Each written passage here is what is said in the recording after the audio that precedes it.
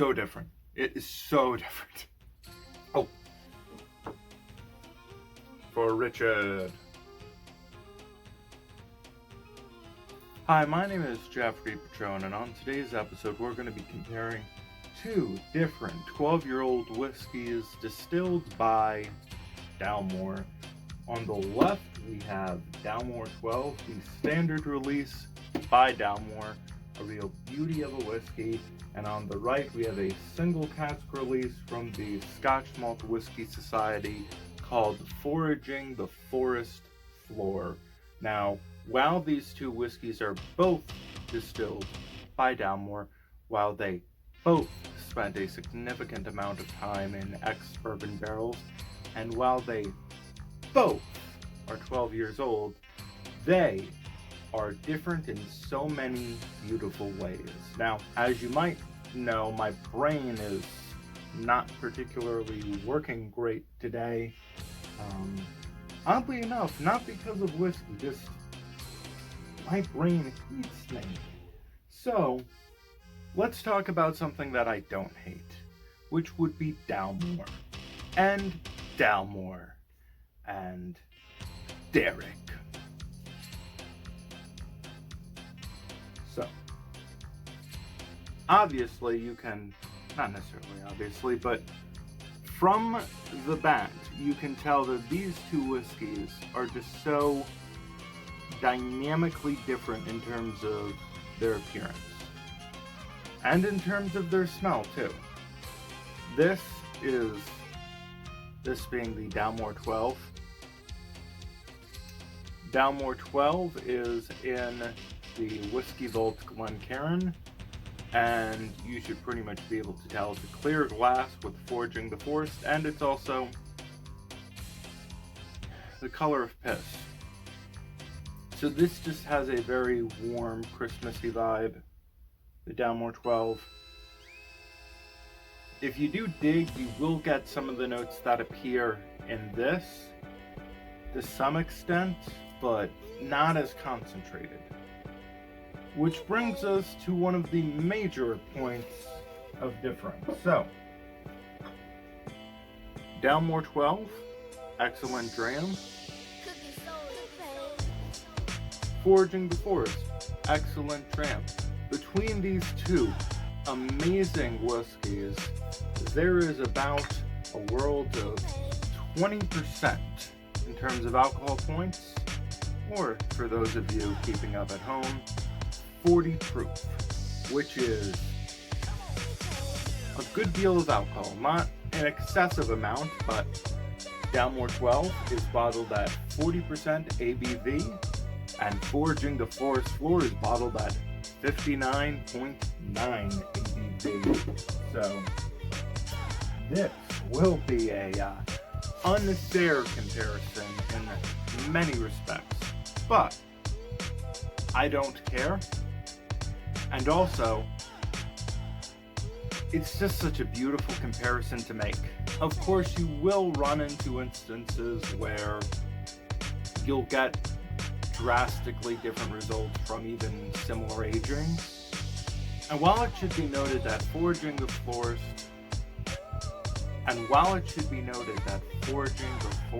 Floor spent all of its 12 years in a ex-bourbon barrel, or a first fill barrel as it is sometimes referred to, Dalmore 12 is of course not just one barrel. They are a giant company.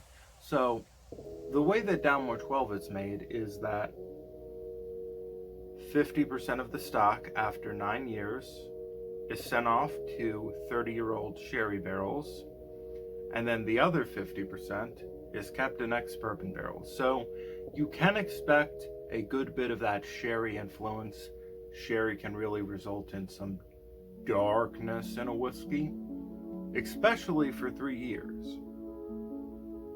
However, it should also be noted that while Foraging the Forest Floor is presented with natural color, Dalmore notoriously, depending on how you look at it, uses E150, as is legally allowed in Scotland. And with that, the color has been made into this beautiful, I can't quite describe it. It's not like a out of this world color, but when you see the bottle, or I should say, when I see a Dalmore bottle with their choice of red and just, not necessarily red, but violet, I'm not sure what exactly the color is, but just this color combination and just the bottle design, it just, you want to, once again, you, I mean I just want to just dive into it. It's a really just eye-grabbing kind of thing. Especially once you start smelling it. So, yeah. Different barrel aging, drastically different approach to color. Not color, but E150, not a trace. Of course, with that kind of remark in mind, I think I should also note Dalmore does, besides coloring their whiskey and bottling most of them in the 40% region, sometimes 43, sometimes, if you're lucky, 46. Not a knock on them. But they also chill filter their whiskey, which, for appearance sake, I can understand, but I do imagine how that can get in the way of some people's enjoyment, particularly because the case could be made that it does take away some of the flavors in the whiskey, especially with that. This actually reminds me of specific Christmas memories, actually, this Dalmore. It's kind of beautiful in a weird way. This just has these really interesting flavors that call back to a lot of memories for me. And so does the Dalmore 12. Christmassy, just sweet, as I've said a lot. But I traditionally get a lot of spices, from cinnamon to clove to nutmeg.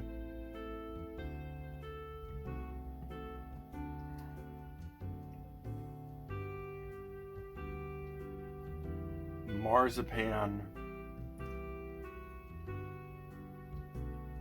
A slight citrus kind of element. Vanilla, of course, is really common with single malts. Orange peel, or like a candied orange, but it almost has this like clay quality to it right now, at least on the nose.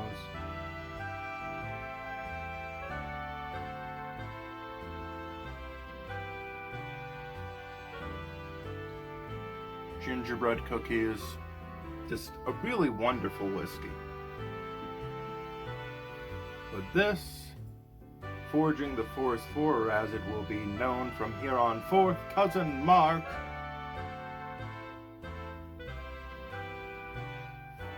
I'm getting like kelp, just like this herbalness, carpet almost, oils. It is just so, especially compared with the Dalmore, next to the Dalmore, immediately following the Dalmore, this is just so full and like a voluptuous kind of mouthfeel. It is just everything that I love about a whiskey and how it presents itself, because there are these unusual flavors and it doesn't shy away from that. It really just, here it is. At the same time, it doesn't feel like I'm getting hit over the head with them, but it's just there.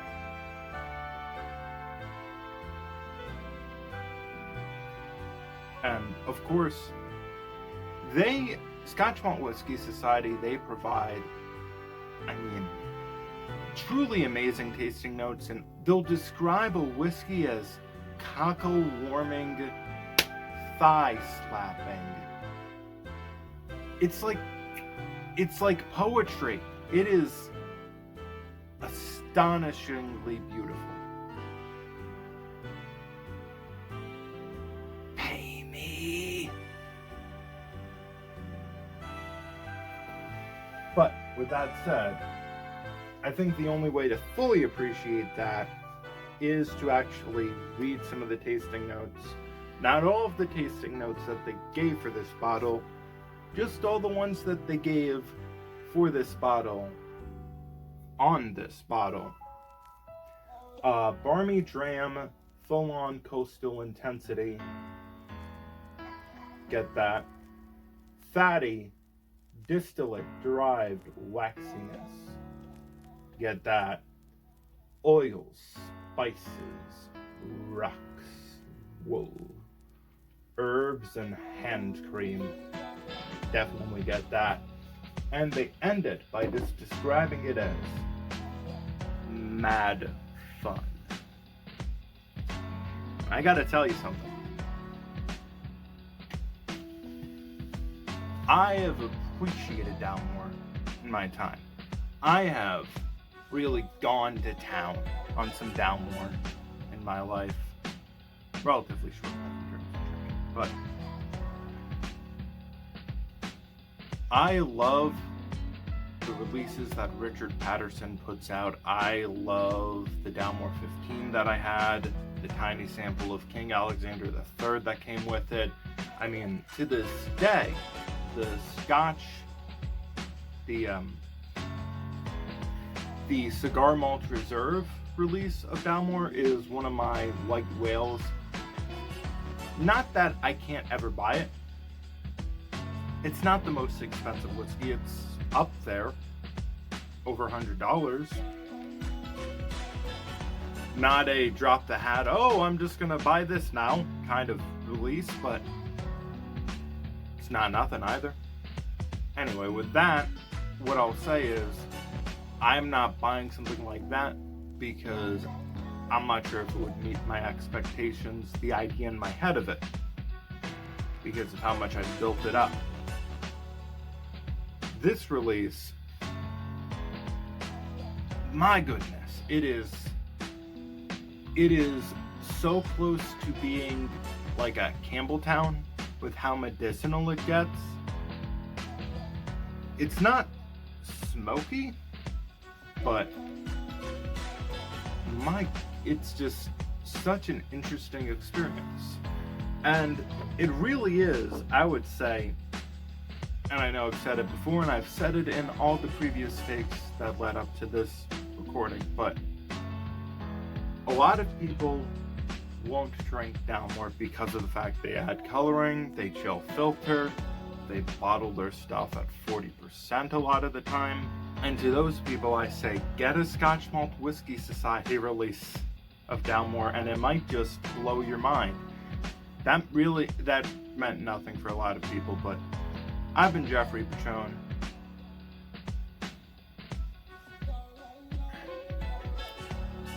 Hazelnut wax.